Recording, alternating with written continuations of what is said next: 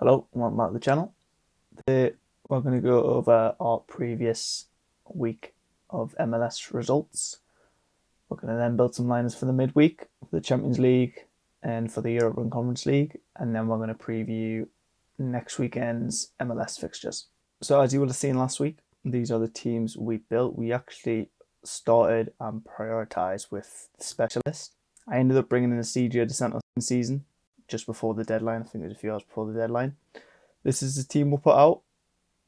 We swapped our classic CJ Dos Santos for the classic Almiron and then dropped the midfield spot we were having some difficulties with. Obviously, CJ Dos Santos had a good game. He got a last man tackle, 15 AA. Continues the run of DAs he's had since the start of the season. Hasn't missed yet.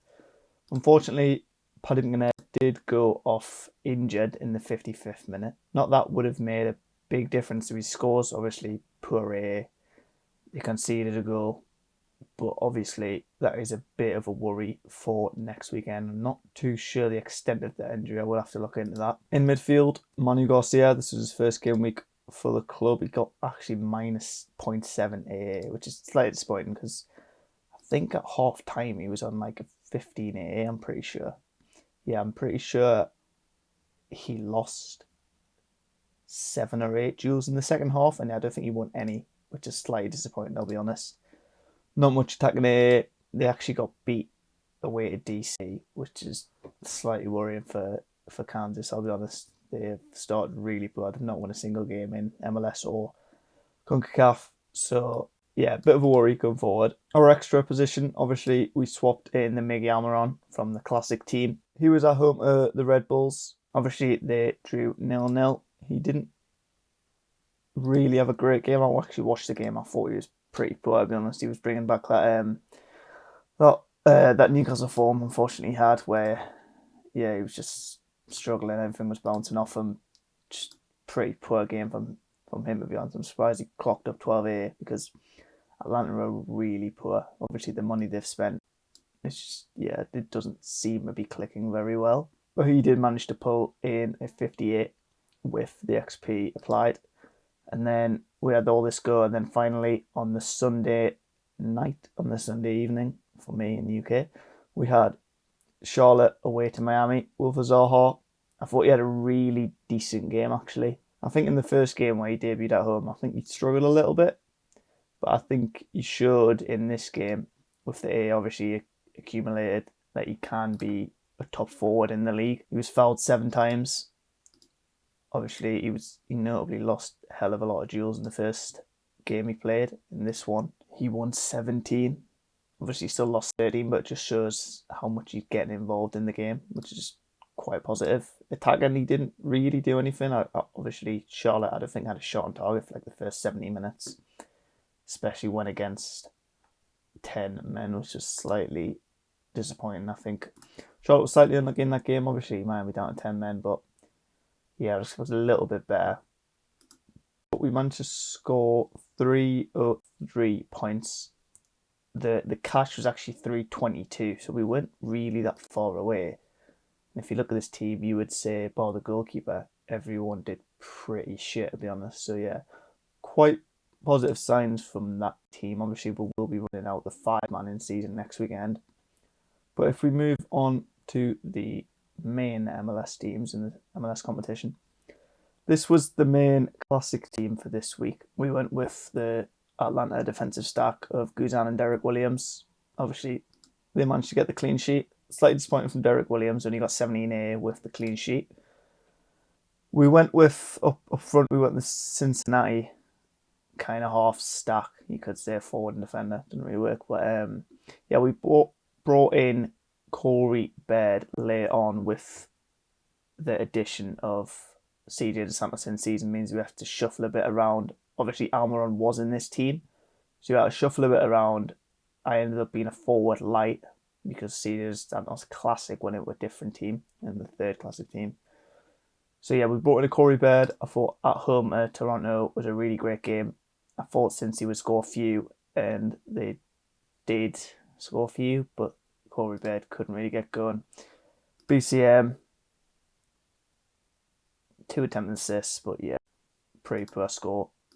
Same with Yedlin, 5A. He actually came off the bench. I was expecting him to start. He didn't start. I believe he got 20, 30 minutes off the bench, did he? 30 minutes, yeah. He got 30 minutes off the bench, which isn't ideal, but should means he will start in the midweek. And then finish off the team with Al-Hassan Yusuf. I was expecting this to be a bad game for New England. It was a bad game for New England. They got beat 2-0 to Philly, who seem to be, at the moment, the best team, probably in the West, you would say. But yeah, poor game, no way. Slightly expecting better from Al-Hassan Yusuf to start the season, but it hasn't really gone that way. But yeah, this team finished on 280. We were quite a way away even from the 3 essence, which is slightly worrying. But yeah, I think a lot of this team just didn't click at all. The captain didn't really do anything. It was only Guzan who I think even got any A. Yeah. So yeah, that needs to improve for next weekend, definitely. The second classic team at Rare. Obviously, this was a team CJ DeSantos moved into the classic. I actually had CJ DeSantos and Markinac run on the Saturday.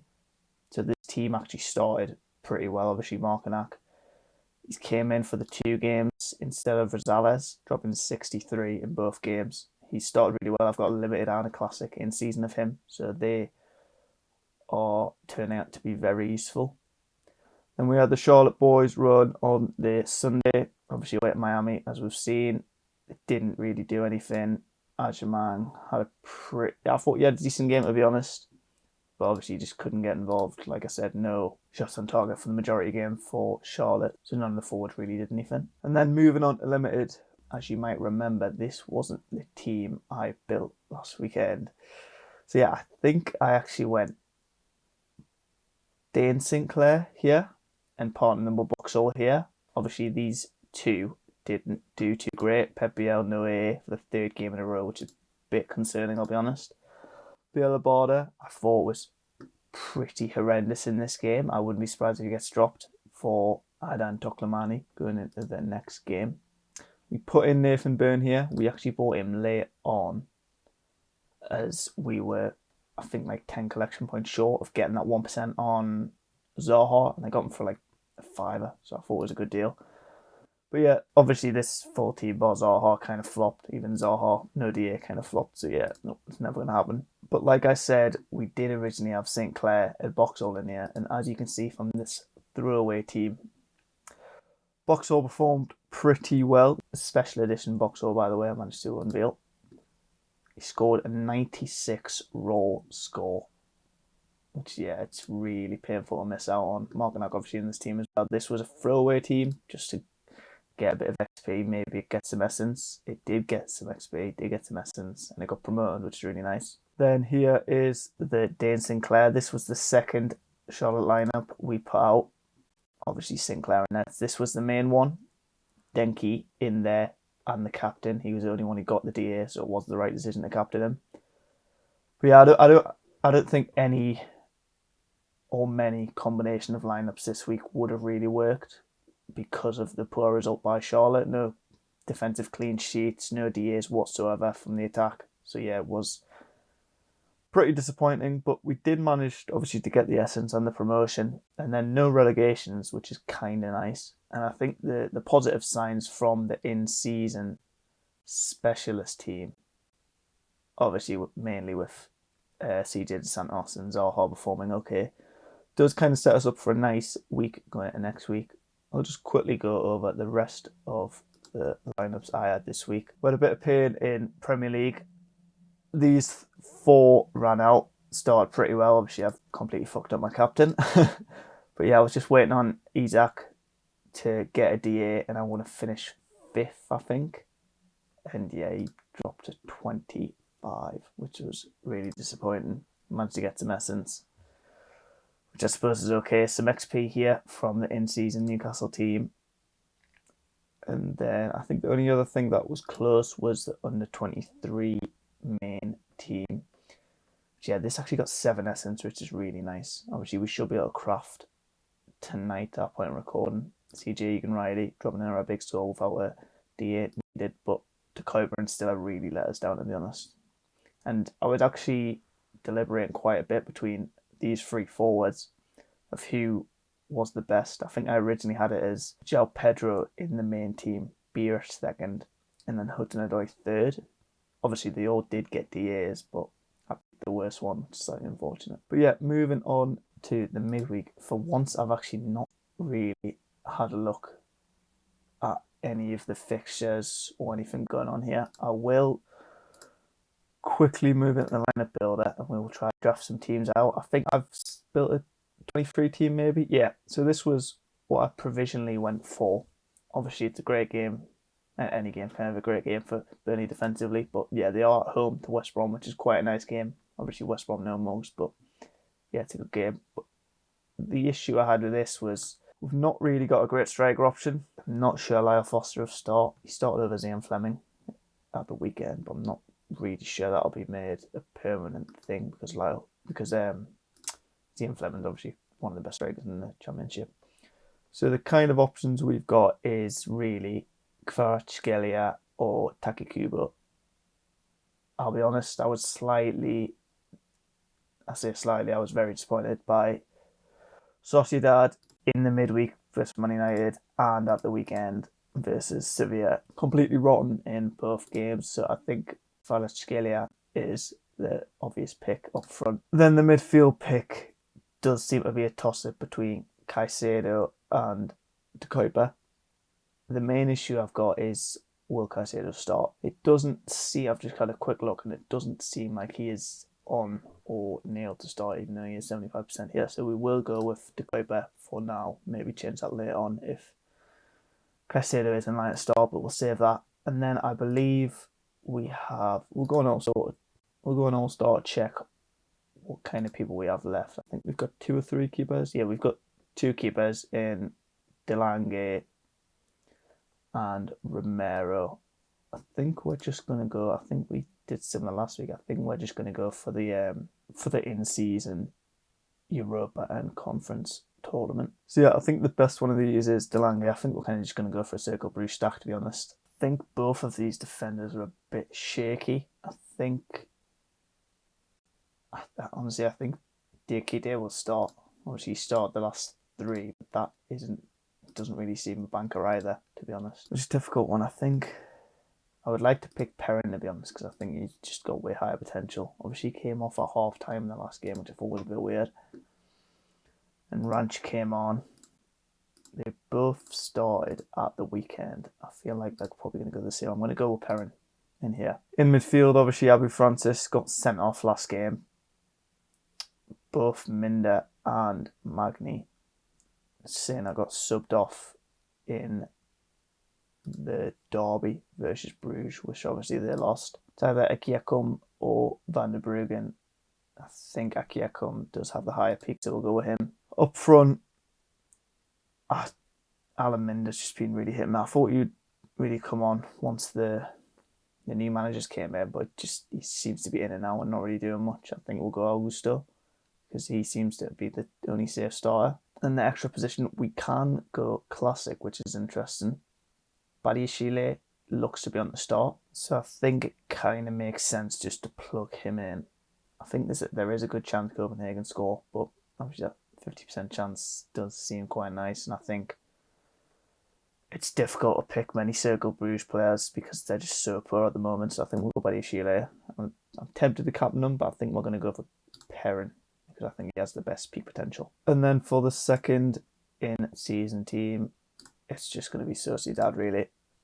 I'm just going to fill it in-season because you've got the Classic keeper. It's a big game, so I think they're going to go full strength. We'll go with Agard. Susic injured. It looks to be that way, unfortunately. However, I've just read it seems like the manager expects him to be there on Thursday, so I think we're going to risk him and go with Susic. Up front, it's Oskarsson or Baranashir. Baranashir seems to be the only one starting out of the 2, so we will go with him. And then the extra, I usually tend to go with Aaron Baru, but I think he's got a bit of an issue at the moment. Came off in the 61st minute, so I wonder who else we have. Yeah, it's quite a difficult one, but it seems no one seems to be nailed. Oh, the rest of the Sociedad players. Aaron Baru is a risk, but could make it. Obviously, he's quite important to the team. Yeah, it's going to be a difficult one. I think for now we're going to put Aaron Baru in there and risk him and then captain again.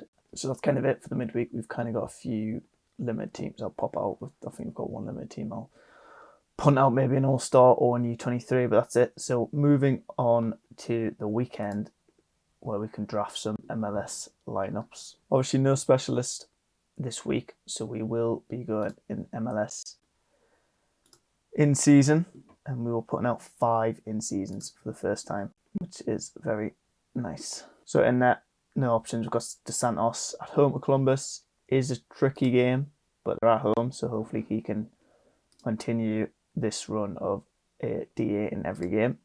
In defence, still need to check on the availability of Paddy McNair.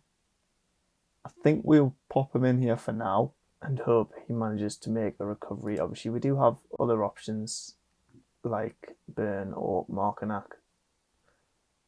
And Markinac's actually got a really decent game away at SKC, who are, as we know, quite bad. So yeah, we'll put him in for now. Maybe we change him close at the time. There is that SKC Minnesota game again. I actually picked up a Matty Longstaff. I saw he was starting for Toronto. Obviously, I'm a Newcastle fan. I'm actually quite a big fan of Matty Longstaff. Obviously, I watched him coming through at Newcastle, and I rate him quite highly. But I think it makes sense to go Manu Garcia in this midfield spot, as Longstaff probably isn't nailed yet. We've only got one option up front for now, which is Zaha. And then the extra position, we do have options in Byrne. I think Yusuf, I don't think it's a great game for Yusuf. I think it's actually quite a good game for Longstaff. It's also a good game for Markinac. So we do have options, but I think we're going to put Byrne in here for now. I actually think we're going to go for Markinac, as he has shown he is on form. And I think he can pull in that 60 score, whereas Byrne kind of struggles to do that on a regular basis. Obviously, he pulls in 40s and 50s quite nice, but does struggle to get much higher. And I think we're going to captain Zaha in here to put out our first hot streak eligible team. For the classic team, we've got obviously Guzan or DeSantos. Guzan at home in Miami. I actually don't hate that fixture, and I think just because we have DeSantos in the other team, I'm going to pick that. In defence, I think it makes sense to partner him with Derek Williams. In midfield, Almiron kind of picks himself, even though he was for the last game. And up front, we've got Corey Baird or Ajamang. I think Ajamang being at home just kind of favour him, so we've got to go Ajamang. And then the extra position, which we have quite a few options. I quite like that from Ladera, to be honest, at home at RSL. Obviously, he ended up starting that last game. We were quite unsure whether he would or not. He got 60 minutes. And I think if he's in line to start again, it could be a smash spot, to be honest. So I think we're going to go Ladera and we'll captain Almiron. And then considering we're almost a week out from these games, I'm only going to make one more other team, which will be the in-season team. So for keeper, we've still got the DeSantos ready to use, but I think we're going to use him rare. And then we basically have Kalina or Dane Sinclair. I think we're going to go Dane Sinclair. It's quite a tricky one because obviously Kalina at home against a tough team, but we have Dane Sinclair away against a pretty poor team. I think Minnesota are on a good run of form, but I almost fancy Charlotte to keep that clean sheet at home. I think we're going to go Kalina in this one. And obviously the rest of the team does have to be in season. We've got a few options here. We've got the Byrne coming up again. We've got Markinac again. We've got Boxall, who's obviously coming off the back of 2 great scores. I think we're going to go Byrne in this one. I'm tempted to just go Charlotte stack on this. Obviously midfield, we've got Pep Biel. Front, we've got Zaha. And then the last position quite difficult because, as I said, I watched Abala and I really thought he had a bad game. I think Eden Toklamati could definitely come in his position. He came on for Abala and was really impressive. And I think we're actually going to go for... I'm tempted to go Markinac in here. But saying that, we have picked him in the other team, so I don't want to overexpose myself to him. I'm going to go Matty Longstaff. I think he's got the game. He's got the good game. I think at home, he was reasonable last game. He got 57, which was away to one of the strongest teams in the league, which I think is really impressive. I think there's no reason why he can't do that again. So we're going to go Matty Longstaff and we're going to captain Zaha. So yeah, that is the provisional teams for next week. Obviously, we've done the midweek teams. We're in line for a decent amount of essence coming out of the back of this week. obviously 5 limited and 17 rare, which luckily for me means we can craft a limited and a rare essence. Maybe they'll feature at the start of the next video. But yeah, that's all for today. Thanks for watching. See you in the next one.